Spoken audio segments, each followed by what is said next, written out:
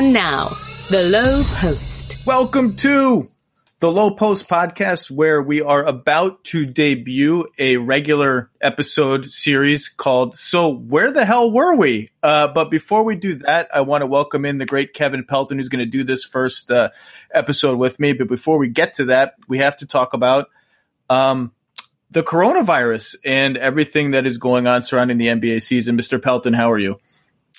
I'm doing as well as can reasonably be expected at this point, I think. I think that's very similar to my stock answer of hanging in. Just hanging in. That's all I'm trying to do is hang in.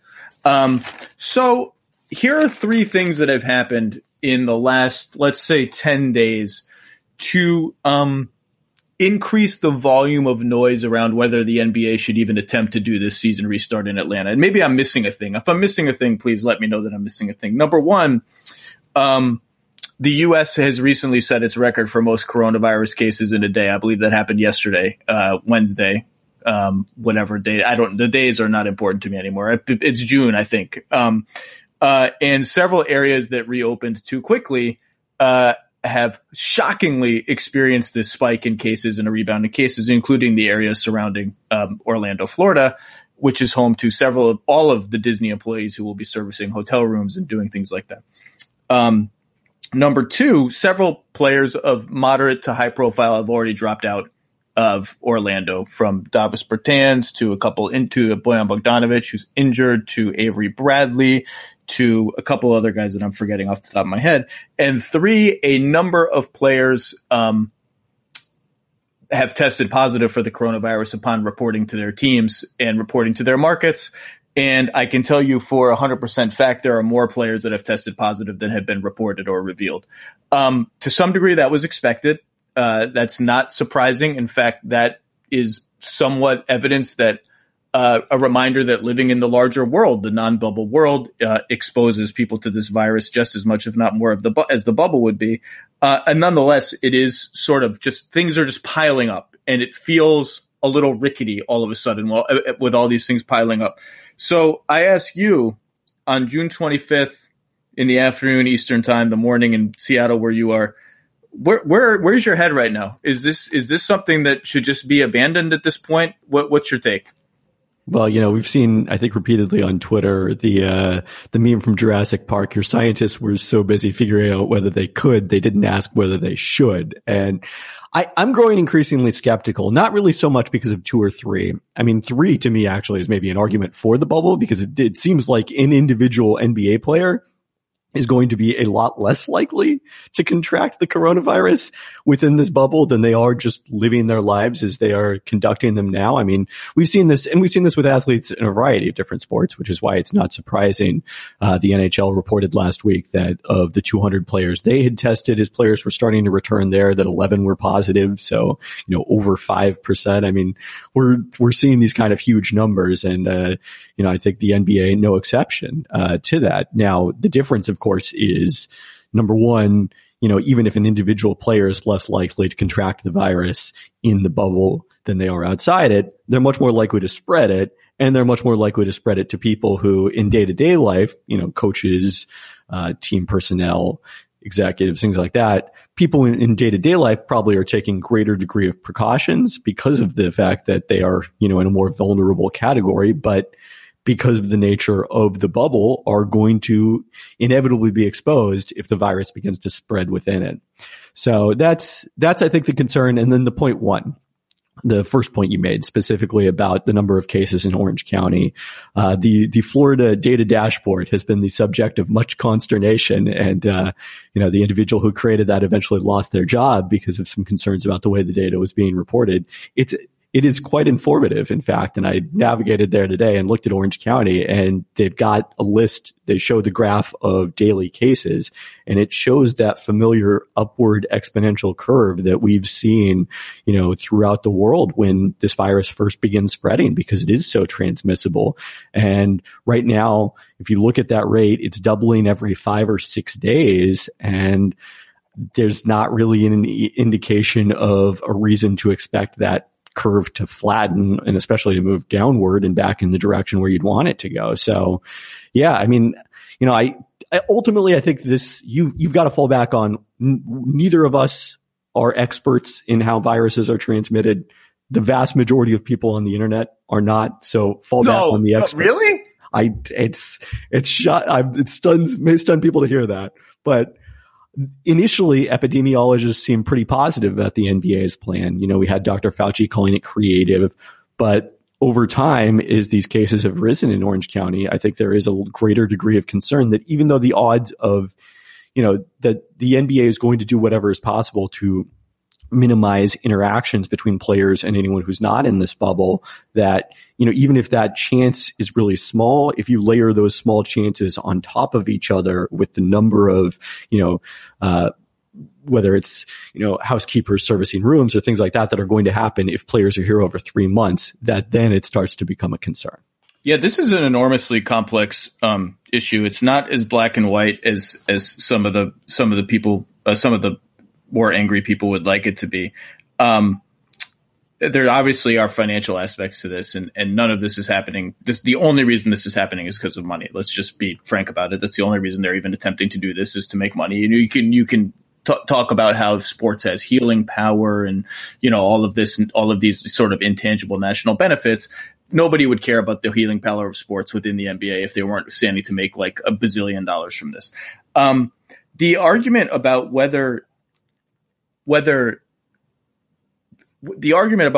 about how safe the bubble is very interesting, because I think the NBA would argue, and I think epidemiologists who still I think like this plan a lot would argue, for a lot of players and even a lot of coaches, the bubble will be safer from the coronavirus than regular society would be. And I think that's probably true. I don't know. But there are three confounding variables to that. Number one, there may be, and sports scientists expect there to be, increased risk of injury because of the long layoff ramping up into meaningful games right away. The second thing is, look, as good a job as the NBA has done in providing entertainment options and trying to make life comfortable for the players, there are potential mental health issues linked to being away from your family for 45 to 60 to whatever days and being isolated in a hotel room. So the virus is not the only sort of public health issue that is or player health issue that is involved in the bubble. And the third thing is, some players actually might be safer outside the bubble. That just depends on how you live your life and where you live your life. If you're in a place where the virus is under relative control and you are just ultra cautious and you're staying home all the time, then you'll be safer staying home, because basketball is a 5-on-5 full contact sport. And if one person gets it and there's a full contact practice and air particles and viral particles are flying through the air and you're breathing on each other and all that, that is, in an indoor space, that is a recipe for people to get the virus, pretty easily. So there's all of these variables that are wrapped up. I do think epidemiologists are still pretty positive about the NBA's plan. I think where I am now is that I'm, if you think the season should be canceled, I don't really have a huge issue with you. If you think the season should go on, I don't really have a huge issue with you. I mean, I don't think there's a great answer to this question. I'm still at the point where, because I think a majority of players want to go, and the experts keep telling me this is as sound a plan as could be crafted. Now, again, the surrounding area and the statistics in Orlando are poking little holes in that plan, but still, they're still saying that. I can't really blame the NBA for trying to go forward. I just can't. And I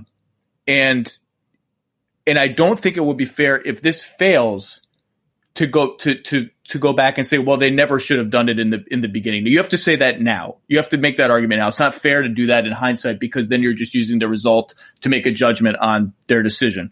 And again, I think the NBA has telegraphed that they've let players, like, you don't have to go if you don't want to. And that's the NBA's way of sort of telegraphing that this is a really hard decision and a complex issue that should be left to every player individually. And then beneath all that, but connected to it, is the legitimacy of whatever champion might emerge from this process. Because That's linked to how many people get the virus. That's linked to how safe the bubble is and how impregnable it ends up being. Because I do think it's fair to worry about if there's an outbreak that just decimates a playoff series, that decimates one of the 3 or 4 best teams in the league. Are we going to look back at this as a dumb idea, as something that shouldn't have been tried? But I don't necessarily think it's fair to do that in hindsight. I just think this is a very complex issue, but I'm not at the point where I just am gung ho that it should be canceled. I can't blame the NBA for trying. I can't blame them for going forward with it. It's a really, other leagues are trying too, right? Right. Yeah. And, in the case of Major League Baseball, trying to do this without a bubble in team markets, which seems like it's going to be even more difficult to do because, if we look at the issues that we have seen with teams that are currently practicing, preparing, the Orlando Pride, the Blue Jays and the Phillies in baseball, it seems to primarily be linked to, players either picking up or, even a group of players contracting the virus is they're living their lives outside of, the sports space. Now, they wouldn't necessarily be in those locations if it weren't for sports. So I think there is some blame to, be cast in that regard. But the NBA has, attempted to remove that. That's why you're doing a bubble. And the other thing I think that's going to be really important, to go back to players testing positive now is that's okay because that's not the result of things they are doing within the NBA environment. That's expected. The NBA was ready for this. The NBA knew X amount of players are going to test positive, and some teams have expressed, I don't know what the right word is. Like if our players are going to test positive, if that is your assumption that we cannot have 0 players test positive, it's better from a competitive standpoint to do it, to have that happen now than to have it happen in Orlando. Now, that is a perhaps callous way of looking at a virus that, by the way, we don't know the long-term effects of it. We don't know the long-term effects of it for asymptomatic people, even people in their 20s who are supermen like these NBA players or super athletes. But that is a line of thought that is out there because just in regular life, X percentage of human beings are going to get this virus, and that X percentage is inclusive of professional athletes no matter where they are and what they do. And probably more likely to include athletes because of the fact that, number one, if they are trying to prepare by gathering to play basketball right now outside of NBA facilities, you don't have any idea. You don't have any controls in place to prevent spread there. So that's, I think, one of the reasons we're probably seeing. And then, they're concentrated in metropolitan areas where spread has generally been higher, often in warm weather areas where now the spread is higher, even though it was lower back in March. And, it's sort of the weather and the climate has changed in this country. But the factor that goes into it is now is the time we got to be really careful. These next 2 weeks here where players are at home in their team markets are not yet practicing. They're not going to be able to transmit it among each other. But if you do, if there's a false negative, something like that, and you do bring it into Orlando with you, which, they're reducing the chances of that by testing multiple times before you're allowed to actually begin practicing. But if you do bring it into Orlando, that's when it becomes a problem. So these next 2 weeks, it's crucial. I guess I don't see, just in terms of virus-related health, I don't see the harm in trying. But as I said, there are other health variables, mental health, injury risk health, that factor into the health question of this at all. And even the legitimacy argument, I think, again, the NBA has said to players, you don't have to go. And I think it doesn't really matter for the legitimacy of it if 20, 30, 40, 50 players don't go. What matters for the legitimacy of it is if those players start to be players on critical teams, and Avery Bradley was the first one. Lou Williams reportedly today was considering not going. That would be a huge blow to the Clippers. And they get it. And there's an outbreak within the bubble that just sabotages the whole playoff series. And by the way, everybody wants to know, what is the NBA's plan if 6 of the 10 best players on the Bucks get this virus at the same time? It's not addressed in the health guidelines. 113 pages of stuff. They address decks of cards and ping pong doubles, and they don't address that. They just say a small number of cases will not shut this down. The reason they don't address that, I would hazard to guess, is they don't want to put it in writing, and they may not have an answer to it. Because if you look at the calendar, Game 7 of the finals, should we get there, is October 13th. beginning of next season, should we get there, is somewhere in the ballpark of December 10th. That's already a tight offseason. That calendar has no wiggle room, none, for all right, you know what, stop the conference finals for 2 weeks while everybody recovers from this and quarantines. And by the way, isn't allowed to work out.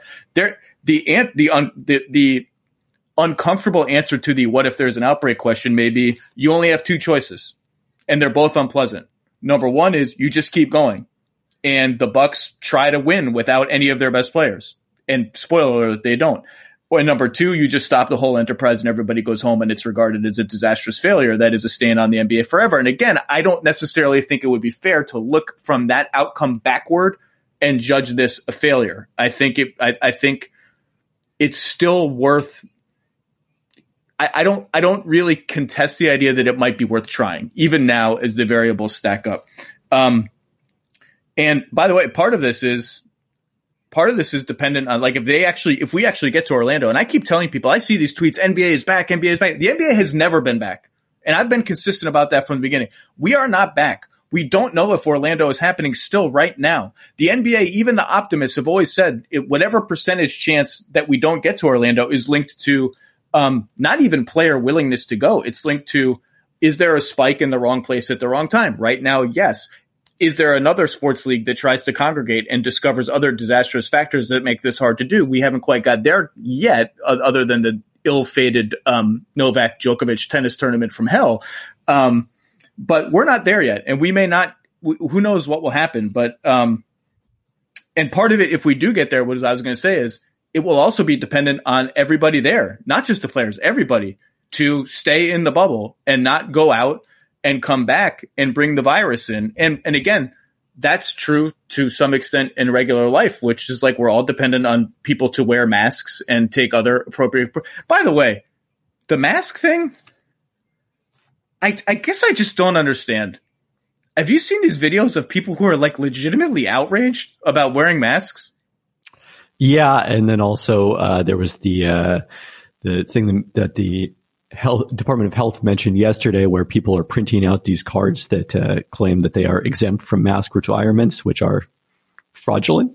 So even if you don't, let's just say you want to couch your mask argument in like the cloak of liberty, some vague liberty thing, and ignore all the other things that we do because we've decided that certain behaviors are bad for public health. Everyone wants to make the seatbelt analogy and all of that. Like, how about you just wear a mask to be nice? Like, how about you just wear a mask to be a nice person that's trying to help society? Maybe, I guess you just don't believe that it's helpful because you've been brainwashed all. But that's what I can't understand about like the gung-ho anti-mask people is like, can't you just be nice? It's just a piece of cloth that you put over your face for a temporary period of time. And by the way, I just like to pretend it's Halloween when I go out in my mask. Like, it just feels like Halloween. I just don't understand. That's just a whole different subject. I mean, I do think like we focus so much on the exceptions that sometimes it gets ignored. The vast majority of people are wearing masks when they go out. And, that's been a huge change within the last few months here. Like, it's incredible how quickly it has been widespread adopted once it became clear that that was the right thing to do. My favorite guy is the guy, and favorite I use sarcastically, is the guy walking around with the mask in his hand or around his neck, even though he's not eating, not talking on the phone, not drinking water. Just like, so you've gone as far as to have the mask and have it on one of your body parts, but you've chosen not to put it over your mouth and nose. Like, what's that about? I don't get that. That does defeat the purpose. Okay, let's go into, so where the hell were we? And I reserved for you my most interesting teams, or some of my most interesting teams. I excluded the Sixers from today's podcast because I'm just too interested in them. It'll take up a whole podcast. So I find this a useful exercise because I see on Twitter people saying like, I forgot Reggie Jackson played for the Clippers. Whoa, Michael Kidd-Gilchrist is on the Mavericks, and I sympathize with those people because it's like, that was a long freaking time ago that the NBA was happening, and it's useful to go back and look at how these teams were doing. So first team. So where the hell were we? Team one, the Los Angeles Lakers. Let's start with them because they just had a high profile player, a starter, bow out of Orlando, and that's Avery Bradley. The Lakers are 49-14, first in the West, plus 7.4 points per game. Fourth in offense, third in defense. And then I looked at since the trade deadline as like as a proxy for sort of how were teams doing when we stopped. Since the trade deadline, they were 21st in offense, second in defense, 10-2 in their last 12 games, having just come off a big Bucks Clippers sweep. They had just acquired Markieff Morris, which is another thing that probably people forget. I know I did for a little while. The Markieff Morris era sort of slipped by my long-term, medium-term memory. The Lakers looked like a team that was rolling, and now they've lost a starter. What's interesting to me about them is they have so many identities buried within their team. They have a super big team, a medium-sized team, a normal team, a team that plays Anthony Davis at center with Kuzma and LeBron, a team that plays Anthony Davis at center without Kuzma and a more traditional small ball lineup of three guards plus LeBron plus Anthony Davis. And it feels like some of those identities are relatively unexplored, even 63 games or whatever into the season. So start wherever you want with Avery Bradley or whatever. What is interesting to you about the Lakers as we maybe resume the season? So I think what's most interesting to me about the Lakers is this is a team that we all expect will be there in the conference finals, perhaps the NBA finals, if they can get through that matchup, which we're all hoping to see in the West between the Clippers and the Lakers, the two LA teams. But we don't know who the five players are who are going to be on the court when they finish games to a unique degree among the contending teams. They've played 101 clutch minutes by NBA.com's definition this season, which is last 5 minutes of regulation or overtime, game within 5 points. If you include JaVale McGee, who at 10 minutes is basically at 10% of that, they have 10 different players who have played at least 10% of their crunch minutes. That is wild in terms of just not knowing exactly who it's going to be. And there's basically been three defaults. LeBron has been on there aside from when his rest has happened to fall probably at like the start of that 5 minute period. There's been like 3 minutes he's been off the court. AD obviously is a given. And by the way, before you go forward, we can overcomplicate these discussions a lot. Like, should they play with the center? Should they play with Kuzma? Should they play small? They've leaned toward playing with centers because they like the size and the defense and the rim protection. That's generally worked. However, a lot of the answer is if you have LeBron and Anthony Davis on the floor at the same time, you're pretty much awesome at NBA basketball. Yeah, I went back and watched the fourth quarter of Lakers Clippers yesterday because that's a game I had watched with our buddy Seth Partnow in a bar in Boston at the end of the Sloan Conference. What a bunch of nerds at the Sloan Conference Coronavirus Fest 2020. Yeah, so I hadn't really drilled down on that game. And there was one play where, LeBron just drives, draws three defenders, drops off to AD for a two-hand power dunk. And it's like, oh, that's a nice play to have in your back pocket in crunch time. So the third default guy, as I was starting to say there, has been Kentavious Caldwell-Pope of all people at 76%, the much maligned Kentavious Caldwell-Pope, who takes on a larger role now with Bradley out. Probably their likeliest fifth starter, I would say, although the internet will justifiably argue for Alex Caruso, who's been phenomenal. I think KCP probably walks into that starting spot. Yeah, I mean, you can make a case because Caruso has been really good when he's played with LeBron.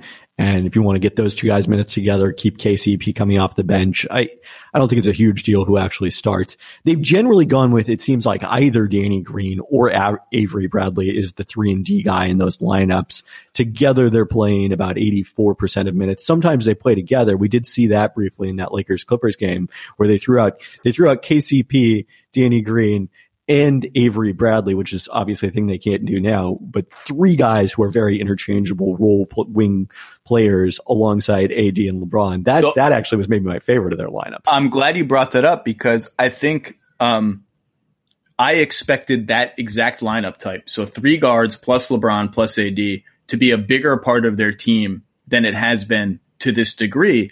And partly that I expected that because I did not expect JaVale and Dwight to give them this much. And that lineup type that you described has been wildly effective in somewhat limited minutes. Their shot selection. So I looked this up on Ben Falk's Cleaning the Glass. When they have LeBron and AD and three guards, their shot selection is as close to perfect as you can make an NBA team shot selection. They shoot 16% of their shots are corner threes and 40-something% of their shots are at the rim. It's And if you just throw Kuzma in there, the shot selection kind of reverts to normal. And that's, again, what's so interesting about the Lakers to me is that they have all of these mini identities, and none of them seem to have been explored all that much because the centers have been so good, or some of them haven't been explored all that much because the centers have been so good. But one, there was a lot of snickering when Avery Bradley dropped out. Oh, I saw some people say, okay, look, this actually helps the Clippers title chances, or hurts the Clippers title chances. The Lakers will be better, blah, blah. Avery Bradley's jumped into that Rondo territory where just everyone sort of loves to minimize his contributions. And I think he was pretty good for them this year. I thought he was a good fit for their team. Good on-ball defender, defending point guards, which is his best role on defense. He's much better at that than he is guarding wings, I think, because of his height, his lack of height and wingspan. 36% on threes, a good cutter. Their starting lineup with him is plus 13 per 100 possessions. The same lineup with KCP is just plus 3. But more than that, it just chips away at your margin for injury and or virus, because if Alex Caruso catches the virus or gets injured, suddenly you're down to KCP and a bunch of dudes, maybe including J.R. Smith, who I'm not sure you want in a high-stakes playoff game.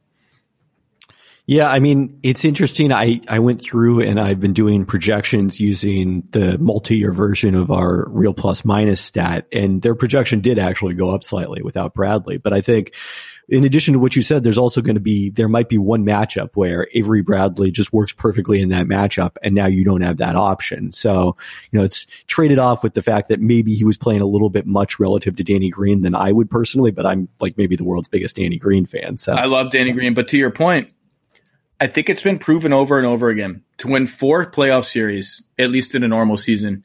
You need almost everybody who's in your rotation, even your deep rotation. There's going to be, a Corey Brewer game or a Peja Stojakovic game for the Mavericks, or a series where this guy who's your 10th man ends up being an important guy. It's just hard to win 4 playoff series. And I agree, on the very surface level, Avery Bradley is totally irreplaceable. More Danny Green, more KCP, more Caruso, done. But one of those guys gets injured or catches the virus, and suddenly you miss Avery Bradley a lot, and you have less ability to play small without a center and without Kuzma, to play those lineups that I talked about earlier. Not saying those are their best lineups, but it's nice. It's a nice card to have in the deck. We should also talk about, you mentioned Markieff Morris. Like, at least Markieff Morris played for the Lakers and played in those really important games that they won against the Bucks and the Clippers on national TV the weekend of Sloan. Dion Waiters never took the court for the Lakers. So it's even easier, I think, to forget that, oh yeah, they signed him way back in March, and all of a sudden, he's going to be perhaps competing against J.R. Smith for those whatever extra minutes are created. I can't even believe that's a sentence that is being said in June 2020. I mean, I can't believe anything that's happening in June 2020, but J.R. Smith competing with Dion Waiters. Remember, they were traded for each other, 5 years ago or whenever that was. And everyone sort of laughed at that deal back then as like this sort of like a internet Mad Libs, NBA Twitter Mad Libs trade. The bottom line is, I mean, Avery Bradley or no Avery Bradley, this team's really good, and they have maybe the best playoff player, probably the best playoff player. And, I hope we get to see them play. I mean, is there anything you didn't talk about? Any trend you saw in their recent play that was troubling to you? As I said, they were 21st in offense, but I just, given they have LeBron, AD, and their kind of shot selection they have, I don't really read all that much into that. Yeah, that surprised me. I had not realized that was the case. The one other thing I wanted to mention, just watching that fourth quarter again of Lakers Clippers, LeBron's defense when he dialed it up, like, there's a level to get to, and I'm excited to see whether he gets there on a regular basis in the playoffs. Especially, he's had these couple months now to rest, and he had the extended off season last summer that seemed to benefit his play this year. Now these extended rest going into the playoffs, are we going to get a higher level of play from LeBron than even we expected? That would be very interesting to see. The last thing I'll say on the Lakers, because it's a transition to the next team, is if you look at the shots they give up on defense, their third-ranked defense is outperforming its opponent's shot selection by I have trouble saying shot selection by a little bit. I'm not sure that's any troubling spot for this particular Lakers team, but there is some evidence that maybe they've been a little over their heads defensively, not so much. That brings me to my second team for where the hell were we? And that's the Denver Nuggets, 43-22, third in the West. For the season, they are 9th in offense and 12th in defense. Since the trade deadline, they are 6th in offense, and here's the blaring red flag, 23rd in defense.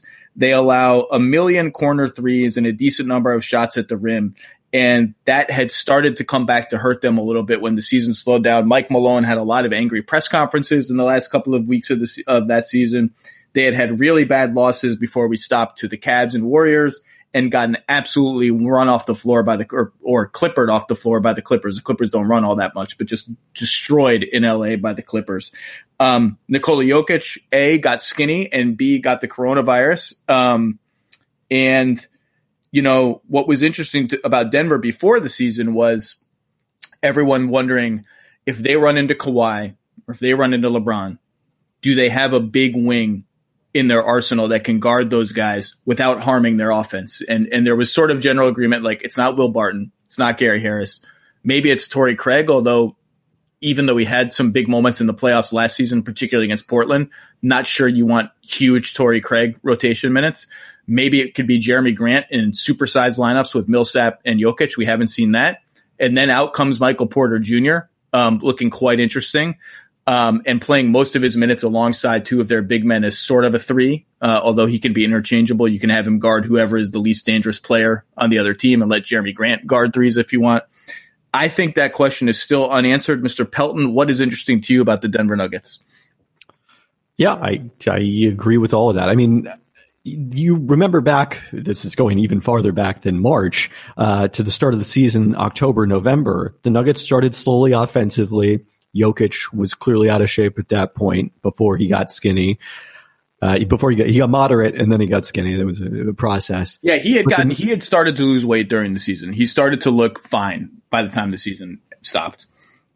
But the Nuggets won in October and November almost entirely on the strength of their defense. And it wasn't because the shot selection that opponents or the shot distribution that opponents was getting was any better. It was basically just that they were benefiting from opponents missing a lot of shots. They had, Second Spectrum breaks it down to the expected shot quality, your QSQ, and then how well teams shoot relative to that expected shot quality, the QSI measure of shot making.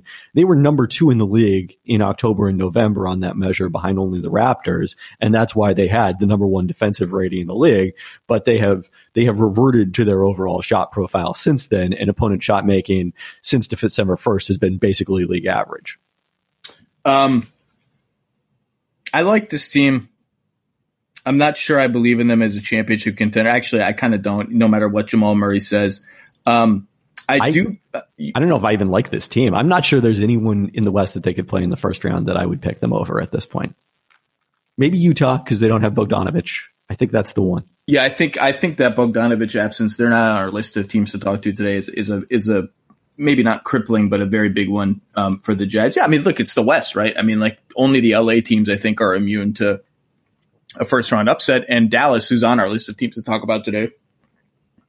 Would it shock you if Dallas took one of the LA teams to 7 games? Well, it shocked me a tiny bit given Dwight Powell's injury, but not very much. It is interesting to me. I thought Jeremy Grant had a very nice season for the Nuggets this year. And it is interesting to me, looking at some of those Porter power forward, whether it's Millsap or Grant, and center alignments. So one potential answer to who guards the big wings, right? Porter, Grant, Jokic, Porter, Millsap, Jokic. Those alignments have not played all that. Those alignments with Jokic have not played all that much. They usually have played with Plumlee, and most of them have been bad. And the Nuggets have been very bad with Craig on the floor this year, like -5 per 100 possessions or something like that. So that issue to me is still unresolved, in part because I'm not sure Mike Malone is going to trust Michael Porter Jr. all that much in the playoffs. And but there's just not a lot of track record for any of those groups, which are all very interesting to me. On the other hand, their starting lineup is the most played lineup in the entire NBA for 700 something minutes. So they have a lot of continuity and a lot of chemistry with their main group. And Jokic is a stud. Just to me, they have a lot of the same questions that I had at the beginning of the season. I still have now. Yeah, I think that's fair. I mean, Jeremy Grant's had a really interesting season because he shot 40% on threes. He's done exactly from an individual standpoint, I think, what the Nuggets hoped when they gave up that first round pick for him. And the Nuggets have been terrible with him on the court this season. They're 12.8 points per 100 possessions worse outside of garbage time when he's on the court, according to Cleaning the Glass. Why do you have to refute my Jeremy Grant had a nice season argument with actual evidence? That's quite rude. It's a weird season. I don't know what to make of it. The other thing I think we need to talk about with the Nuggets, though, is Gary Harris, because you talk about the last month. The thing that was going well for them is that Gary Harris was shooting over that period 58% on threes in the 10 games since the All-Star break. Well, he was due. Either he had forgotten to shoot or he was due or some combination of both. So I had forgotten about that. That's quite encouraging because I think Gary Harris is defensively had a great season and should be a good starting two. And this season, just his offense fell off a cliff. His shooting fell off a cliff. So it was refreshing to see him play well. Yeah, people looked at that Grant Millsap pairing as one potential answer to LeBron and Kawhi. Go super big, have Grant or Millsap guard the big wing of death that everyone fears. We just haven't seen a lot of that this season. And obviously they traded 2 rotation guys or 1.5 rotation guys in Juancho, Hernan-Gomez, and Malik Beasley, who's quite a good player. They just had too many guys and they got a draft pick for him. And so again, you need everybody. They may miss those depth pieces, but I like the chemistry of their starting 5 and the comfort that group has. And had this been a normal season, I would have been very interested to see what they would have done in the playoffs, because I thought last year, they won a playoff series against the Spurs in 7 games, because Spurs team that wasn't very good, and then lost game 7 at home to a Portland team. It was like, fine. That was a good team. To me, that was a sign of progress, but it was not a sign of like, this team is for sure a future contender on the come. And I wanted to see them in a normal season. This will not be a normal season. Any other Nuggets thoughts, or do you want to go on to team number 3? Well, you mentioned Porter, and you also mentioned that trade sending out Beasley and Hernan-Gomez, and I think, it wasn't the primary motivation for that trade. It might not even have been the secondary motivation, but a tertiary motivation somewhere in there. Tertiary? Yeah. What's after tertiary? Quaternary? I do not know that. Someone's going to have to tell us on Twitter. The tertiary motivation, I think, was, okay, if these guys are out of the way, Michael Malone's not going to have as many excuses to not play Michael Porter Jr., yes, who I think the front office would like to see play more than the coaching staff would right now, maybe not trusting him as much defensively. And that hasn't really happened. He's only been at 13 minutes per game since the All-Star break. It's basically, the same as what he was playing before that, except for January when they had injuries and he played a lot. I just like watching Jokic play. That's the bottom line. I miss watching Jokic play. My favorite guy to watch play in the whole league. Let's go east before we get to Dallas and go to where the hell were we? Part 3. The Boston Celtics. Everyone's sexy dark horse to come out of the East, if not Milwaukee. 43-21, third in the East. A robust, plus 6.2 points per game point differential. Third in offense and 4th in defense. Screaming championship contender. Although the defensive rankings are funny this year, where there's a huge gap from 1 to 2. And then, everyone's kind of bunched up a little bit, but still 3rd and 4th. Since the trade deadline, 18th in offense, 8th in defense. Kemba Walker had been injured and out in the lineup, and now is healthy. Obviously, the biggest storyline of their last 30 games was the rise of Jason Tatum towards superstardom. That slowed down a little bit. But I even when Jason Tatum, toward the end of the, I guess, should we just call it the end of the season? Toward the end of the actual season, in games where he slumped a little bit from the field, I remained impressed with his ability to find other ways to contribute, whether it was getting to the line or getting 4 or 5 assists or playing really good defense. So I believe in the Jason Tatum superstar thing. This is everyone's pick. I mean, we talked about it on Get Up last week. We were posed the question, if not Milwaukee, then who? And 2 of the 3 of us picked Boston. I did not pick Boston, but this is the most popular sleeper pick. Do you believe that the Celtics are that good? I assume you took the Raptors there. I would also take the Raptors by a slight margin. I did take the Raptors. But I think it's close. And one of the interesting things is, if this were a traditional season, the home court advantage might be a huge swing in a matchup, 2-3 matchup like that. That's out of play now. So the fact that Toronto will likely have the better record through the seeding games, it affects who those teams will play in the first round, but it doesn't affect anything assuming they get through and play each other in the conference semifinals. Go ahead.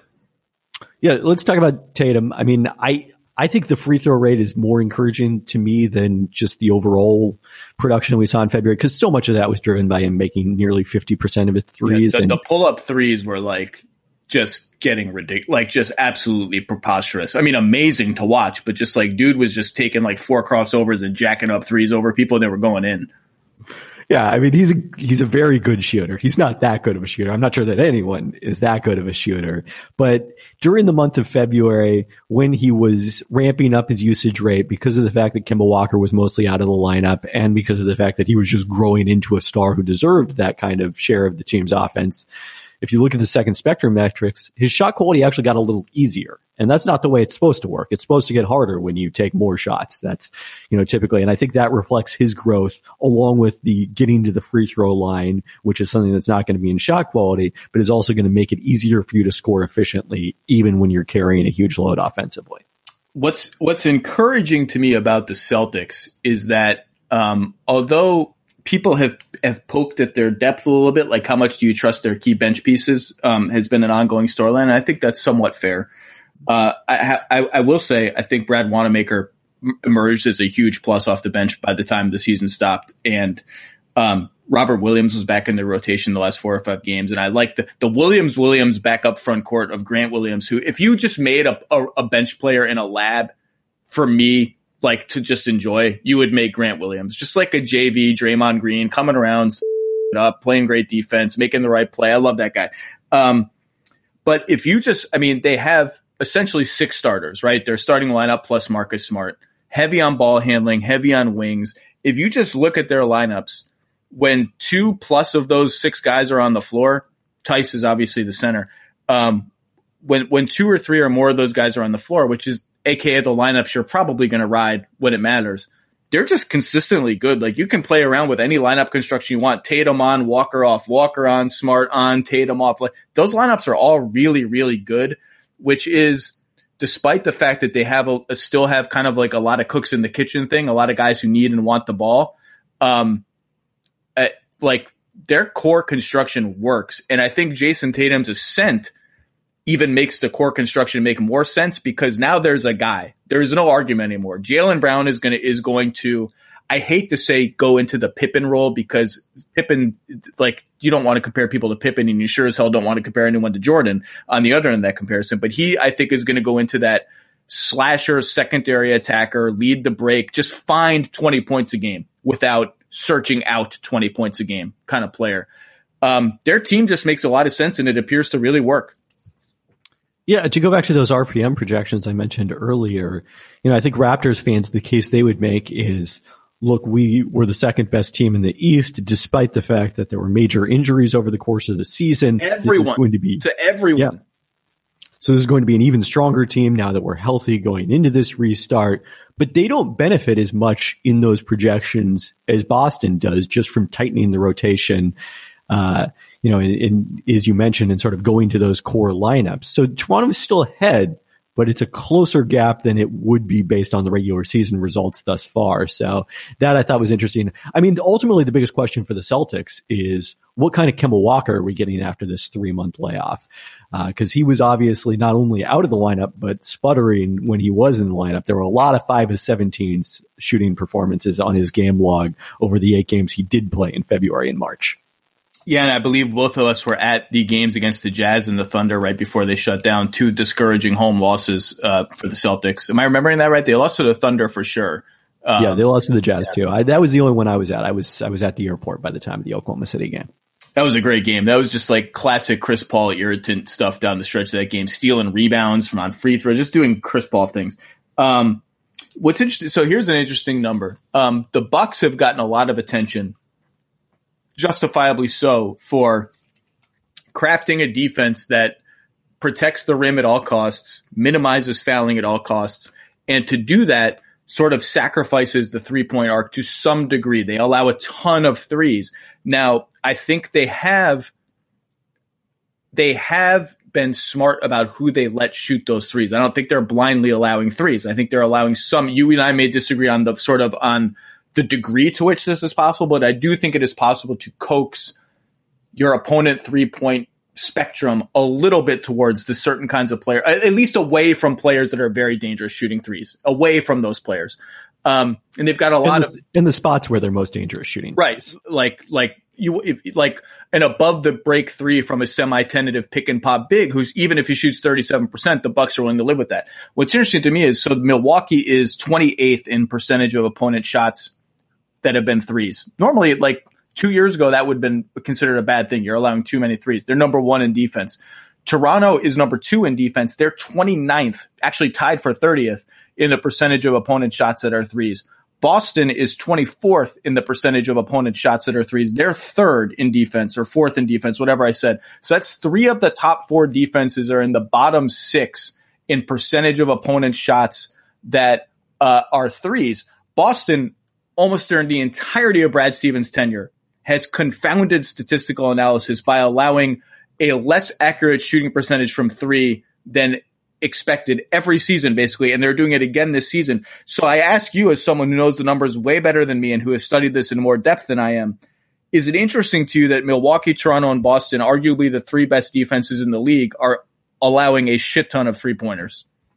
Yes, although maybe I don't want to say too much in case this is a topic we write about down the line. But it's something that has only occurred within the last 2 seasons since starting with Milwaukee's rise last year.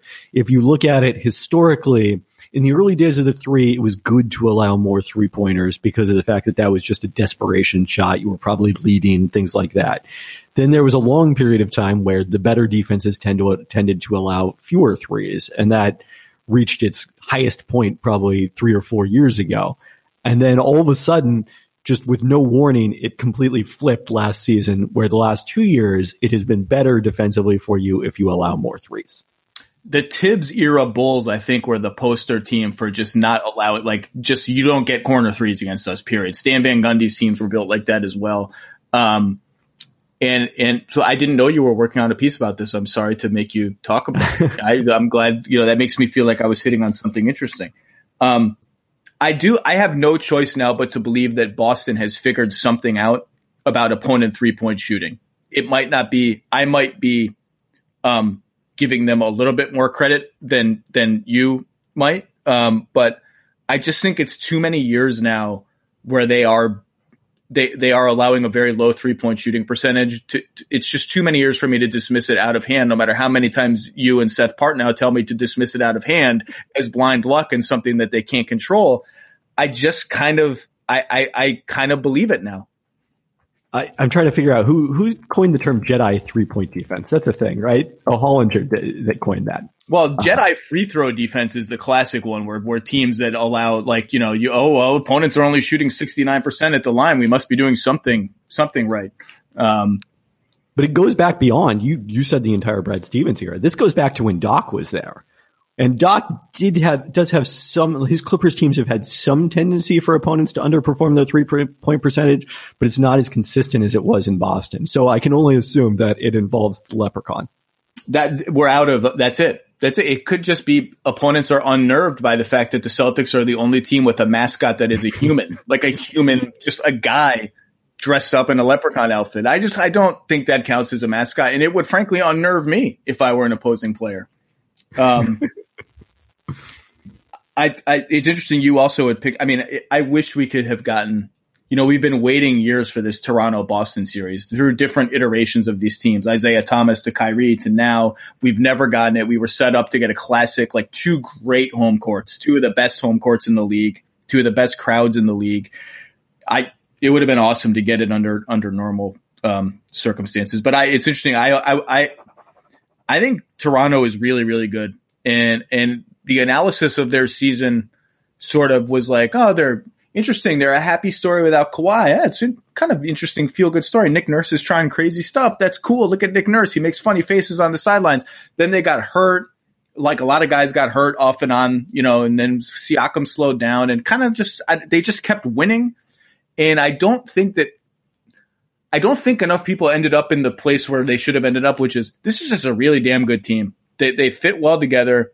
They have 7 or 8 just legitimately really good NBA players. Serge Ibaka has settled into the perfect role for himself. Norm Powell had a crazy year. I think the Raptors are really good, and I would pick them by a hair over Boston as the team most likely to get out of the East if it's not Milwaukee. Milwaukee is still the overwhelming favorite, I think, to get out of the East. Anyway, Toronto's not on our list today. Sorry, Raptors fans. Again, more evidence of anti-Canada bias. Let's do the last team on my list for today. So where the hell were we? The Dallas Mavericks, 40-27. But a plus 6 point differential, which is, I'm going to look it up now in the West, which is third in the West behind only the LA teams, and yet they are in 7th. First in offense by a mile for the season, 17th in defense since the trade deadline, 4th in offense, 7th in defense. People may have forgotten, but Dwight Powell tore his Achilles, a very big loss for their team. He and Luka Doncic were one of the premier pick and roll combinations in the entire league. I think the most interesting place to start with them is, how do you see them? They just signed Trey Burke as we're doing this podcast. Willie Cauley-Stein has announced he's not going to Orlando as we're doing this podcast. How do you see them, continuing to evolve without their starting center, who was a huge part of how they played offense? Yeah, so the big thing that happened is, they shifted primarily to these ports. We had talked about potential replacements for Powell. Cauley-Stein was somebody who made a lot of sense. It seemed like he can be a dive man in the pick and roll on offense, protect the rim on defense, and then he barely played after he got there. And they basically shifted almost exclusively to playing Kristaps Porzingis at center, and they were really, really good with Porzingis at center. Their net rating since Dwight Powell's injury, 15.5 points per 100 possessions better with Porzingis on the court. So the question for me is how they fill those minutes without Porzingis, which has been some Boban Marjanovic, which, is a very matchup dependent play come the postseason. A lot of Maxi Kleber, and those lineups have not been as strong defensively, in part, I think, because of the fact that, if Porzingis is at center, you might have Maxi Kleber next to him to have two rim protectors on the court. If Kleber slides to center, there's nobody else who can protect the rim because they're much smaller in terms of their 3-4s, which, I think, did you mention Michael Kidd-Gilchrist is one of the people that— I did. He's on the Mavericks. He's on the Mavericks and didn't play at all. He's someone I think who could benefit from the fact that you're going to have a training camp now as opposed to just being thrown in there on the fly as a buyout pickup after he was waived by Charlotte. So one of the benefits of playing Porzingis at center is he can do a little bit of everything. In fact, he prefers, I think, to pop out and space the floor rather than roll hard to the rim, which if you're Dwight Powell is heaven because you just dive and dunk all night long. And I think the Hornets by the end were like, well, really the only thing Michael Kidd-Gilchrist can do on offense is screen and dive. And so I don't think he's going to be a part of their playoff rotation. I would bet against it, but there is at least a role that's there for him. Here are some interesting numbers for you. First of all, Doncic and Porzingis for the season, together and without any of their centers and Maxi Kleber. So Maxi Kleber's on the bench too. They're plus like 12 or 13 per 100 possessions, killing it. Here's the interesting one. First 15 or 20 games, the Porzingis without Doncic lineups were really bad. And then they crested, and for the season, they're plus 11 per 100 possessions with Porzingis and not Doncic. So again, another one of these teams that every kind of lineup type that they've tried is interesting. And you just hit it on the head. Kleber to me is the interesting piece. The one, do you start him as sort of he and Kristaps kind of share center duty or two traditional big men, or do you go all in on Porzingis at center with Doncic and three perimeter players? Those lineups have been dynamite all season. And between Tim Hardaway Jr., Seth Curry, DeLon Wright, Dorian Finney-Smith, throw in occasional Justin Jackson cameos, like the Mavs have decent perimeter talent. I mean, I don't think, those are all like fifth starter types to me, but like they have a lot of fifth starter types. And that's kind of a powerful combination when you have one super duper star and another really good player who has good chemistry with your super duper star. Yeah, I think that was the question people had about the Mavericks coming into the season, besides for Porzingis' health, because we just hadn't seen him that long, is, look, we like their top two guys, and I don't know that anyone expected Luka to get quite to this MVP caliber level in year number 2, but, who's their third best player? And maybe that's Kleba. We could probably do a whole podcast trying to figure out who the Mavericks' third best player is, but it's clearly not someone who's nearly as good as the third best player on most contending teams, at least ones that aren't really top heavy contending teams. But they've had just so many quality role players that they've overcome it. And so I would say that overall, I think the Mavericks probably benefit more from the conditions of this restart than anyone because, as you said, they were seventh. They've got a chance to move up. They move up in a good percentage of the simulations of the rest of the season. That surprised me when you did that because I thought they were too far behind really to get out. I mean, where are they? Let me look up. They're like 3 or 4 games out of. They're 3 games in the loss column out of 6th. But I was surprised how often in 8 games they improved the seed. Yeah, I guess the logic there being, versus any one team, it's going to be hard to make up those 3 games, but you've got 4 different teams that you potentially can make it up against. So if any one of those teams goes on a slide, the Mavericks have a chance to move up. And then if they can get up into 6 and stay away from the Clippers in the first round, or if the Clippers somehow fall to 3rd, which is less likely, then, you get to that point differential 3rd in the West, you don't have the home court disadvantage. I think I would probably take them in that series against a lot of opponents because, they've got some interesting matchup possibilities depending on what kind of opponent you're facing. Yeah, without Bogdanovich, I think they're just as good as Utah. And Houston, Oklahoma City, Denver, like Houston, we're not going to talk about it in this podcast. I've talked about them a lot. They had just sort of gone all in on super duper small ball. Like, I don't think any of those teams are like demonstrably better than Dallas. I understand if people don't want to believe in Dallas as quite ready to be a strong second round playoff team, having come off several lottery seasons and their cornerstone players are quite young. That's fair. Like the NBA typically is unkind to young teams. Luka Doncic is not a typical young player. And this team, what I like about them is they're very comfortable in their identity. They know how they want to play. They shoot more threes than anyone but Houston. They play a slow half court style. I think they're like toward the bottom in pace. They don't turn the ball over. Part of the reason they don't turn the ball over is they never get to the rim. They're 29th in shots at the rim, but they are, I'm not sure that's calculated, but they get to the line a decent amount given how rarely they get to the rim, and they don't turn the ball over a lot, and they shoot a lot of threes. So in some degrees, not getting to the rim is kind of baked into the way they play. They don't run, and they get back on defense. Their transition defense is pretty good. They're just a comfortable, well-coached, low turnover, heavy 3 team with a top, I think this season, a top 5 to 6 player and a second player who by the end of the season had begun to look a little bit like the player the Knicks expected he might become before they traded him for what turned into not very much. I like this team. I liked them at the beginning of the year. I picked them to make the playoffs. I didn't think they would be this good, but I like their team. I think they're a really good team. I think they're also going to be interesting to watch because they're one of the teams that probably will look the most different from where they were in March, for this conversation because, at that point, Jalen Brunson, had he missed any game? I forgot about Jalen Brunson, who was great for them.